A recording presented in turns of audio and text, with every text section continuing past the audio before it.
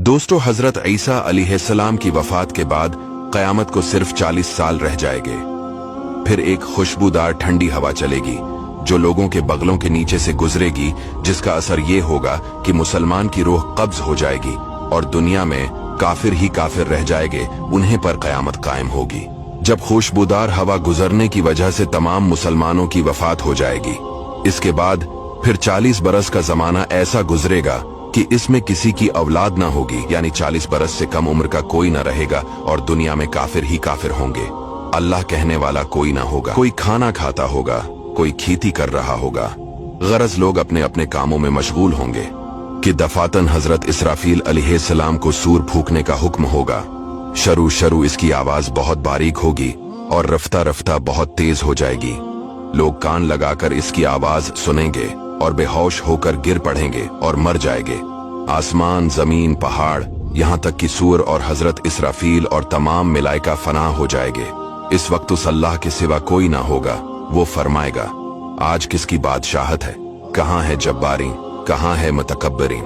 मगर है कौन जो जवाब दे?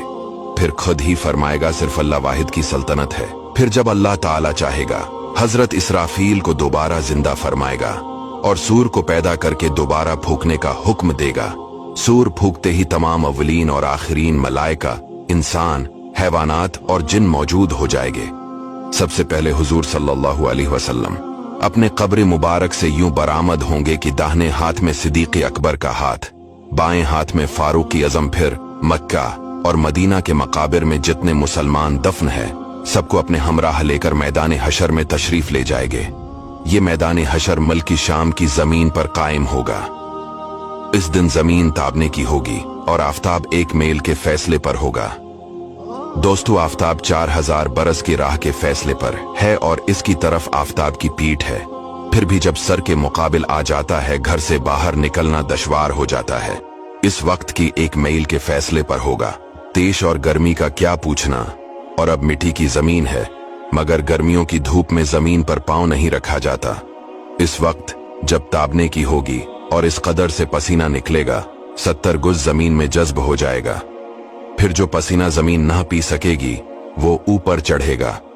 किसी के टखनों तक होगा, किसी के घटनों तक, किसी के कमर, किसी के सीने तक, किसी के गले तक, और काफिर के मुंह तक चढ़कर मिसले लगाम के जगड़ जाएगा, जिसमें वो डबकियां खाएगा। जबानें सूख कर कांटा हो जाएंगी। बाजों की जबानें मुंह से बाहर निकल आ जाएंगी।